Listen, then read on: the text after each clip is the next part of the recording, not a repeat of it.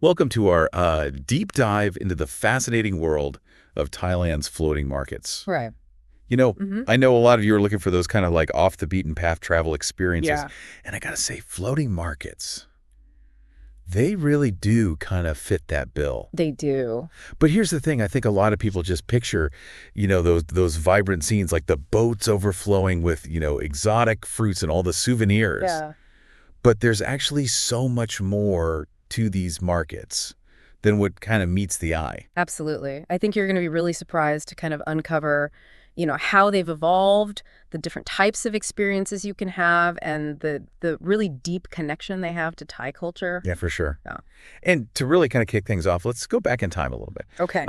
I was actually really surprised to learn that these markets, they actually date back to the Ayutthaya period, It's true. which is not exactly, Sure. what you picture when you think of like a floating market. Yeah, it's not the image that immediately comes to mind. Right. But it's true. From like the 14th to the 18th centuries, canals were the main way to get around in Thailand, especially in Bangkok. And, it got the nickname Venice of the East, and there's a reason for that. These floating markets were so important, not just for trade, but for connecting these different communities. So how did we go from that Venice of the East image to the floating markets we see today? Well, that's where the story gets really interesting.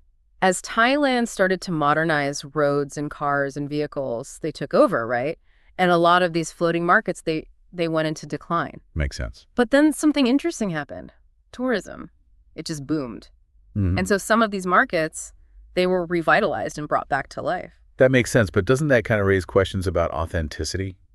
Uh-huh. I mean, is it really still a floating market if it's mainly catering to tourists? Yeah, that's a big debate. Some markets, they've even moved partially onto land. So it's kind of blurring the lines. Like you take Dam No and Saduak. That's the one that everyone pictures, right? It's bustling with boats and vendors. It's the postcard image, but it is heavily geared towards tourists. So if someone's looking for that more local experience, Mm-hmm. are there other options out there? Oh, absolutely. There are markets like Tailing Chan and Klong Lat Maram. These are in Bangkok. They're smaller. They focus more on food, and they cater to more of a local crowd, so you get a different kind of charm there. That's so cool. It's amazing how these markets have adapted. Yeah, It seems like there's really a floating market experience for everyone. I think so. For example, I read that the Amphoa floating market, they have those firefly tours in the evening. Yeah. That sounds amazing. It does sound pretty magical. It's a great example of a market that's kind of blending those traditions with those modern attractions. And then you've got somewhere like Bang Nam Phuing, which is really embracing those eco-friendly practices. And that one appeals to a more environmentally conscious traveler. Oh, wow. Okay. I'm really starting to see the variety here. But we got to talk about the food. Yes. Because for a lot of people, that's like the highlight of going to a floating market. Of course. So what are some of those must-try dishes? Oh, gosh. Where do I even begin? You've got boat noodles, which are served in these little portions from the boats. And it's perfect for, sampling a lot of different flavors. Okay. Then you've got some tam, which is that iconic spicy papaya salad. And, of course, you can't forget about the fresh seafood that's grilled right there on the water. My mouth is watering just thinking about it. Right. But it's not just about the food itself, right? There's this whole cultural experience tied to the food at these markets. You're hitting on a key point. A lot of these vendors are generational traders, so their families have been running these stalls for, decades. It's really a glimpse into a way of life that's been passed down for generations. Yeah, it makes you think about the stories they could tell and the techniques they've perfected over time. Mm-hmm. It's just a level of authenticity that you don't really find in a typical restaurant. Absolutely. And as you're enjoying those culinary delights, you might even witness the tradition of monks receiving alms from the boats in the early morning. It's a beautiful sight. It's really humbling to see. It's amazing how much depth and history is woven into what seems like, such a simple market. Yeah, and we've really only just scratched the surface. Yeah. Let's dive into some specific markets now and see, which ones might resonate with you and your travel plans. Sounds good. I'm ready to explore some more. Okay. We talked about Damno and Saidawak, which is kind of the iconic one. But let's venture off the beaten path a little bit. Have you heard of Ta Ka floating market? Kaka. It rings a bell, but I can't say I know a ton about it. Yeah, it's actually in the same province as Amphoa, but it's much smaller, less crowded. A lot of people say it offers a more authentic glimpse into local life compared to those bigger, more touristy markets. Okay, that sounds right up my alley. I'm always looking for those hidden gems. Yeah. The ones that give you a more genuine experience. If you're a history buff, you might like Bang Flea Floating Market. It's one of the oldest ones in Bangkok, and it really gives you a sense of the city's past. Oh, wow. Stepping back in time is always fun. Huh. What about markets outside of Bangkok? I'm planning on exploring other parts of Thailand, too. Well, if you find yourself in Ayutthaya, you can't miss the Ayutthaya Floating Market. Oh. It really blends history and culture beautifully. The vendors, they dress in traditional clothing, and they offer these unique crafts that you won't find anywhere else. I'm adding that to my list. It sounds like a photographer's dream. Speaking of photography, have you thought about what kind of shots you want to get at these markets? I mean, they offer such amazing visual opportunities. Oh, absolutely. The vibrant colors, the bustling scenes, the reflections on the water. I mean, I can already picture some amazing photos. Yeah. Any tips for really capturing the essence of these markets? Don't be afraid to play around with angles and perspectives. Get down low to the water to get some unique compositions. Or you can try shooting from above to really capture the scale of the entire market. Great advice. I'm also curious about interacting with the vendors. What's the etiquette for haggling? Haggling is definitely part of the culture, but you always want to approach it with respect and a smile. It's really a friendly back and forth. A little good-natured bargaining is expected. Just remember, these are people's livelihoods, so be fair. Yeah, that makes sense. I want to support the local businesses while still, getting a fair price. What about language barriers? I don't speak a lot of Thai. A smile and a few basic phrases can go a long way. And a lot of the vendors, they're used to interacting with tourists, and they can communicate well enough to make a sale. Don't let the language barrier intimidate, Okay, good to know. Now let's talk about responsible tourism. I want to enjoy these markets while also being mindful of my impact. That's really important. Simple things like bringing your own reusable bag, refusing single-use plastics, disposing of trash properly. All of that can make a big difference. And being respectful of the local culture, of course. Dressing modestly, especially when visiting temples. And being mindful of the customs and traditions. Exactly. A little cultural sensitivity goes a long way. And don't forget to smile. Thai people are incredibly warm and welcoming.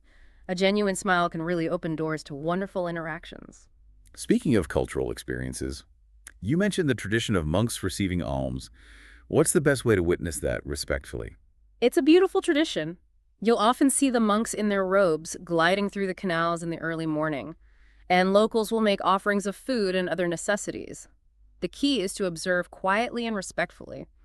Avoid disrupting the ritual, and no flash photography. It sounds like a truly humbling experience. I'm definitely adding that to my list of things to see. Now let's shift gears a bit and talk about navigating the markets themselves. They can get pretty crowded, especially during peak hours. Yeah, any tips for handling the crowds and finding those hidden gems? Patience is key. Don't try to rush through a floating market. Embrace the slower pace, soak in the atmosphere, and be prepared to get a little lost. Getting lost can sometimes lead to the best discoveries. I definitely had those experiences in other markets. Absolutely. And don't be afraid to venture away from the main thoroughfares. You might stumble upon a hidden stall with unique crafts, or a quiet corner with a stunning view. Those are the moments that really make a trip memorable. Okay, we've talked about so much. The history, the different markets, the cultural experiences, even responsible tourism. What else should I keep in mind as I plan my floating market adventures? Well, let's not forget about the practicalities. You'll want to plan your trip around the days and times that these markets operate. Some are daily, but others are only open on weekends or specific days of the week. And be sure to check the weather forecast. Good point. I wouldn't want to be caught in a downpour while navigating a crowded canal. Anything else? Remember those delicious dishes we talked about? Well, there's a whole world of Thai cuisine to explore beyond the typical tourist fare. Don't be afraid to try something new. Even if it looks a little unfamiliar, you might discover a new favorite dish. I'm always up for a culinary adventure. What are some dishes that might surprise me? Well, have you ever tried hoi tod?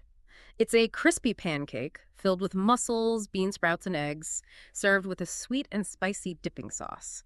Or how about cow pad saparo, fried rice served inside a pineapple? Those sound incredible. I'm making a note to try them both. And for something sweet, don't miss kanam krok. Those little coconut milk pudding cakes cooked in a special pan. They're often topped with sweet corn or spring onions for a delightful mix of flavors. Oh, wow. I'm getting hungry just thinking about all this amazing food. Okay, so I've got my food list, my photography tips, and my cultural sensitivity checklist. Anything else I should keep in mind? We talked about the commercialization of some markets, but let's kind of flip that perspective. Do you think there's a way to view these changes in a positive light? That's an interesting question. I suppose one could argue that the influx of tourism has helped to preserve these markets, even if they've evolved in the process. Exactly. Tourism has brought economic benefits to these local communities, and it's helped to keep these traditions alive even if they've adapted to cater to a wider audience. It's all about finding that balance, Yeah. right? Preserving the essence of tradition while also allowing for growth and evolution. And recognizing that authenticity can take many forms. It's not about clinging to a static image of the past, but about appreciating how these markets continue to thrive and adapt in the present. That's a great perspective. It's about appreciating the layers of history, culture, and even commerce that have shaped these markets into what they are today. Now, while we're on the topic of change, let's talk about technology's impact on floating markets. It's not something people often consider, but it's definitely playing a role. That's fascinating. How has technology changed the floating market experience, both for vendors and visitors? Well, for starters, think about how we discover these markets. Online platforms, travel blogs, social media have made it easier than ever to find these hidden gems and plan our trips. And once we're at the market, technology can help us navigate, find specific vendors, and even translate languages. Exactly. And think about the vendors themselves. Many now accept digital payments. They use social media to promote their businesses, and even offer online ordering and delivery services. It's incredible how they've integrated technology while still maintaining that traditional feel of the markets. But I imagine there are also concerns about technology potentially overshadowing that human connection that makes these markets so special. You're absolutely right. It's a double-edged sword. Technology can enhance the experience, but it's important to use it mindfully and not let it dominate the interactions and the overall atmosphere. It's about striking that balance again, using technology as a tool to connect rather than disconnect. So as we wrap up our exploration of these fascinating markets, what final thought would you leave our listener with? I would say embrace the unexpected. Floating markets are full of surprises, from hidden stalls with unique crafts to chance encounters with friendly locals. That sounds like great advice. Yeah, it really is all about that sense of adventure, isn't it? That openness to whatever comes your way. Exactly. Don't be afraid to just, toss the itinerary side and just wander, get a little lost. You never know what you'll stumble upon. That's where the magic happens. I love that. Now, before we wrap up, I want to circle back to something you mentioned earlier. The idea of experiencing these local festivals at a floating market. Can you tell me a little more about that? Oh, absolutely. Imagine being at a floating market during Songkran, the Thai New Year's festival. The energy is just unbelievable. Everyone's splashing water. It's a giant celebration. Wow. That sounds like an incredible way to really immerse yourself in Thai culture. And there are other festivals too, like Loy Krathong, the Festival of Lights, where people release these beautiful floating lanterns on the water. Can you picture that? At a floating market, surrounded by these flickering lights, it's magical. It gives me chills just thinking about it.